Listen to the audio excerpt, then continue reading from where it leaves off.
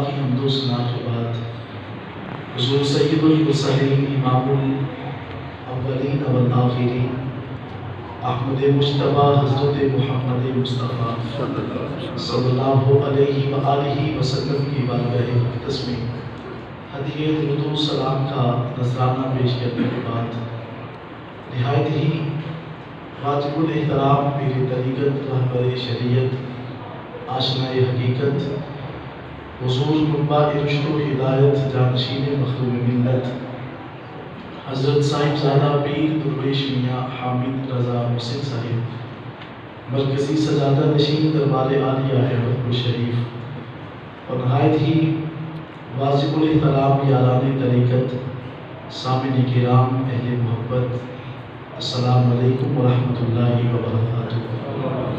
بفضلہ تعالی حضور کی عالم تاجدار ہیبت پوری رحمۃ اللہ تعالی علیہ آپ کی جامع مسجد میں رمضان المبارک کا جمعۃ المبارک ادا کرنے کی ہم سب سعادت حاصل کر رہے ہیں۔ دعا گو ہوں کہ رب کائنات اس ماہ مقدس کے فیض و برکات سے ہمیں مستفید فرمائے۔ آمین۔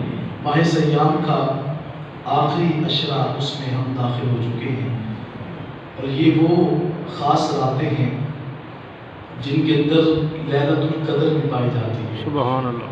مدینے کے تاجدار علیہ الصلوۃ والسلام آپ کے صحابی حضرت ابو ہریرہ رضی اللہ تعالیٰ عنہ آپ سے مروی حدیث میں واقع ہے، آقا علیہ الصلوۃ والسلام نے ارشاد فرمایا تحروا لیلۃ القدر فی العشر الاواخر۔ لیلۃ القدر جو ہے قدر و منزلت والی جو رات ہے، آقا علیہ الصلوۃ والسلام نے ارشاد فرمایا کہ اس کو آخری عشرہ میں تلاش کرو، اور وہ آخری عشرہ جو ہے وہ ہم سے جدا ہو رہا ہے، اور یہ وہ خاص راتیں ہیں جن کے اندر مدینے کے تاجدار علیہ الصلوۃ والسلام حضرت عائشہ صدیقہ رضی اللہ تعالیٰ عنہ فرماتی ہیں کہ حضور علیہ الصلوۃ والسلام ساری رات قیام فرمایا کرتے تھے، ساری رات حضور علیہ الصلوۃ والسلام رکوع کر لیا کرتے تھے۔ مدینے کے تاجدار علیہ الصلوۃ والسلام کمر بستہ ہو کر تشریف فرما ہو جایا کرتے تھے، اور آقا علیہ الصلوۃ والسلام حضور علیہ الصلوۃ والسلام اپنے رب کی بارگاہ میں جو ہے وہ اپنی امت کے لیے حضور کی فریاد کیا کرتے تھے۔ تو یہ وہ راتیں ہیں جن راتوں کے اندر رات کا قرب نصیب ہو جاتا ہے۔ ہماری عمر جو ہے وہ زندگی بہت تھوڑی ہے، لیکن ہمارا جو ذہن سازی ہے، ہمارا جو ذہن ہے وہ بہت دور کا ہے، سوچ بڑی لمبی چوڑی ہے۔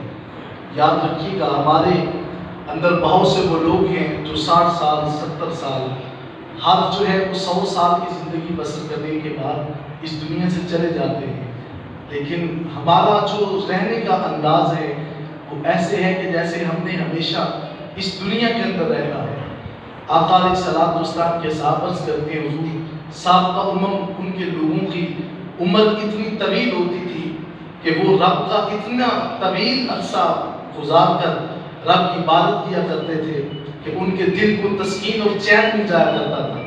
حضرت فاطمہ الزہرا رضی اللہ تعالی عنہا رب کی بارگاہ میں جب سجدے کے لیے کھڑی ہوتی ہیں تو جب رکوع کرتی ہیں تو رکوع ختم کرنے کے بعد سجدے میں جاتی ہیں تو ادھر حضرت بلال حبشی رضی اللہ تعالیٰ عنہ آپ اذان دے دیتے ہیں، تو حضرت فاطمہ الزہرا اپنے والد ماجد مدینے کے تاجدار علیہ الصلوۃ والسلام کی خدمت میں حاضر ہونے کے بعد عرض کرتی ہیں کہ حضور آپ کے رب کی بنائی ہوئی رات اتنی چھوٹی ہے کہ آپ کی بیٹی کا سجدہ پورا نہیں ہوتا، رات مکمل ہو جاتی ہے۔ یعنی ان کے دلوں کے اندر چاہت تھی، تجسس تھا کہ ہم رب کی بارگاہ میں گر گرایا کریں، رویا کریں، رب ہم سے جو ہے وہ ہماری دعاؤں کو مستجاب کر لے، ہماری لبوں سے نکلنے والی دعائیں قبول ہو جائیں۔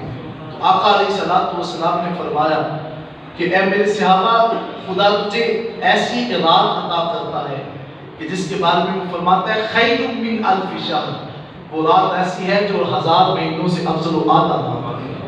اس کو جو تلاش کر لیتا ہے اور اس رات کے اندر جو قیام کر لیتا ہے اس کا مقام بڑا بلند ہے۔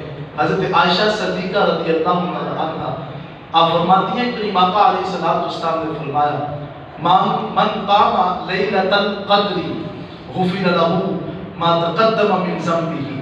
میرے آقا فرماتے ہیں جو بھی کوئی بندہ لیلۃ القدر کے اندر ایک رات کے اندر قیام کر لیتا ہے، کھڑا ہو جاتا ہے، رب کی بارگاہ میں توبہ النصوح کر لیتا ہے، تو فرمایا اس کا کھڑا ہونا اتنا مقام رکھتا ہے کہ رب زندگی کے اس کے سب گناہوں کو معاف فرما دے گا. سبحان اللہ. ایک رات کے قیام کی اتنی برکات ہیں. خدا تسی بقال ان راتوں کو رائگاں نہ جانے دیں. ان راتوں کے اندر آج ہمارے کچھ احباب وہ ہیں کہ جو تراویح بھی جو ہے وہ صحیح طریقے سے پوری ادا نہیں کر سکتے. بہت سے وہ لوگ ہیں کہ جو تراویح کے اندر بھی جو ہے وہ کسی طریقے سے چاہتے ہیں کہ تخفیف آ جائے، کمی واقع ہو جائے.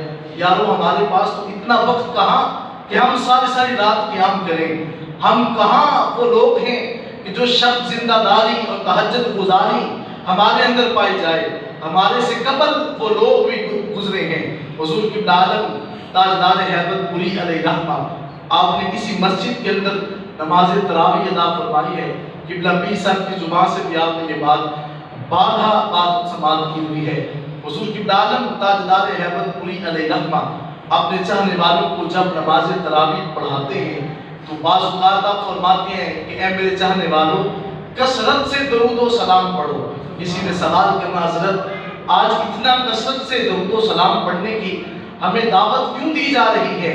تو آپ فرمایا کرتے تھے کہ اس لیے میں درود و سلام پڑھنے کی دعوت دے رہا ہوں کہ آج فقیر کا قرآن سننے کے لیے مدینے کے تاجدار خود جلوہ گر ہو چکے ہیں.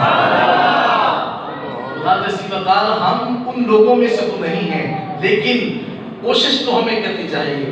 ہمیں کم از کم بناوٹ اور ویسی شکل تو بنانی چاہیے.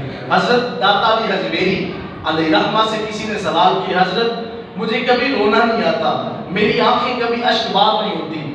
تو آپ نے فرمایا انسان اگر تجھے کبھی رونا نہیں آتا تو رونے جیسا چہرہ بنا لیا کر رب پھر بھی تجھے قبول فرما دے گا. تو کبھی آپ رب کی بارگاہ میں گر گڑاتے ہوئے اس کی زنبی کے اوپر جب آپ رب کی بارگاہ میں سر مسجود ہو جائیں گے تو مالک حقیقی آپ سے راضی ہو جائے گا.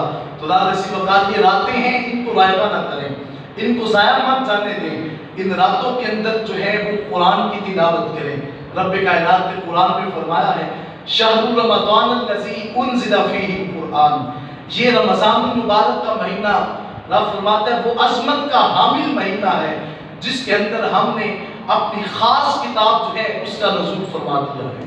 اس کو مؤمنین کی طرف مدینے کے تاجدار علیہ السلام کے قلب کی طرف جو ہے اس کو نازل فرما دیا ہے. تو ذات اسی وقت جملہ آپ کی نظر کرنے لگا ہوں. آقا علیہ السلام دنیا کے اندر عالمگیر نبی بن کر آئے ہیں. آپ کے بعد کوئی دنیا میں نبی نہیں آئے گا. حضور کل انسانیت کے لیے نبی بن کر تشریف لائے ہیں. اور آقا علیہ السلام کے قلب انور پر جو نازل ہونے والی کتاب قرآن مجید فرقان حکیم ہے وہ بھی عالمگیر کتاب بن کر آئی ہے. نہ قرآن کی مثل ہے نہ مدینے کے تاجدار کی مثل ہے. نہ قرآن اب آئے گا نہ کوئی دنیا کے اندر نبی جو ہے وہ تشریف لائے گا. میرے اور آپ کے لجپال آقا علیہ السلام اس دنیا کے اندر آخری نبی بن کر تشریف لا چکے ہیں. تو ذات اسی وقت اور یہ 21 رمضان مبارک ہم سے جدا ہو رہا ہے اور یہ وہ خاص دن ہے جس کو حضرت امام علی مرتضیٰ رضی اللہ تعالیٰ عنہ شیر خدا کے ساتھ اس کو نسبت حاصل ہے. خدا تسی وقار یہ وہ خاص ہستی ہے، یہ وہ خاص مقربین ہیں، یہ وہ خاص صحابہ کرام ہیں جنہوں نے آقا علیہ السلام کو ظاہری آنکھوں سے دیکھا ہوا ہے. حضور علیہ السلام کی محبت کو اپنے سینے میں جگہ دی ہوئی ہے. حضرت علی رضی اللہ تعالیٰ عنہ ساری رات قیام کرتے ہیں اور دن کو روزہ رکھتے ہیں اور روزہ رکھ کر اپنے رب کی بارگاہ میں جو ہے وہ مستجاب اتنا دعائیں قبول ہوتی ہیں کہ جو بھی آپ ہاتھ اٹھا کر رب کی بارگاہ میں طلب کرتے ہیں خدا آپ کو عطا فرما دیتا ہے. آپ کی عدل کے بارے میں ایک بات آپ کی نظر کرنا چاہتا ہوں. حضور سرور کونین علیہ السلام کے غلام حضرت علی مرتضیٰ رضی اللہ تعالیٰ عنہ آپ کی ایک زرہ یہودی نے چرا لی. آپ نے کہا یہ زرہ میری ہے. جب آپ نے بات کی قاضی کے پاس آپ کا فیصلہ لیا. آپ امیر المؤمنین ہیں، آپ اس وقت حاکم وقت ہیں. آپ کا جب فیصلہ قاضی کے پاس جاتا ہے تو آپ نے جا کر کے کہا کہ یہ سرا میری ہے۔ اس انسان یہودی نے کہا کہ نہیں اے قاضی وقت یہ سرا میری ہے۔ آپ نے جب یہ بات کر دی تو قاضی نے کہا کہ یا امیر المؤمنین، اگرچہ آپ ہمارے امیر ہیں، آپ خلیفہ وقت ہیں، لیکن اس زنا کے لیے آپ کو کوئی گواہ دینا پڑے گا۔ آپ نے کہا میرا بیٹا حسن اس کا گواہ ہے۔ تو فرمایا کہ باپ کے حق میں بیٹے کی جو ہے وہ گواہی کو قبول نہیں کیا جاتا۔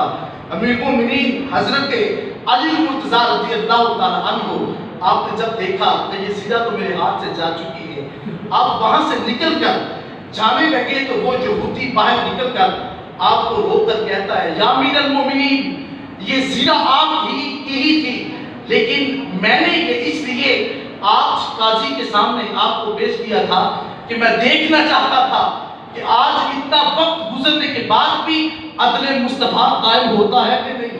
رسول علیہ السلام کے زمانے کے اندر جو انصاف برقرار رہتا تھا وہ آج بھی آپ کے سینے کے اندر موجود ہے کہ نہیں۔ آپ نے کہا کہ میں یہودی تھا، حضور آپ کی زنا بھی آپ کی ہے، میں بھی آپ کا غلام ہو کر حضور آپ کے چاہنے والوں، حضور اپنی محبت میں آپ کا شمار کر دینا چاہتا ہوں۔ وہ انسان جب حضرت علی المرتضیٰ کے سامنے طائب ہو کر کلمہ پڑھ کے اسلام میں داخل ہو جاتا ہے تو ذات ایسی وقات امیر المومنین حضرت علی المرتضیٰ رضی اللہ تعالی عنہ جب آپ کو ابن مرجم جب وہ شہید کرتا ہے تو آپ نے جاتے وقت کہا، فرمایا کہ اگر میں دنیا میں رہتا ہوں تو میں اس کا معاملہ خود حل کروں گا، نہیں تو میرے علاوہ جو ہے اس شخص کے علاوہ کسی کو میری وجہ سے تنگ نہ کیا جائے، اس کو کھانا کھلایا جائے اور اس کے عمل کی وجہ سے جو ہے وہ بہت زیادہ سود و کوب نہ کیا جائے۔ حضرت علی المرتضیٰ رضی اللہ تعالی عنہ میدان جنگ کے اندر آپ نے ایک شخص کی چھاتی کے اوپر بیٹھے، اس نے آپ کے چہرے کے اوپر تھوک دیا، آپ اس سے پلٹ کر پیچھے ہٹ کر کھڑے ہو جاتے ہیں۔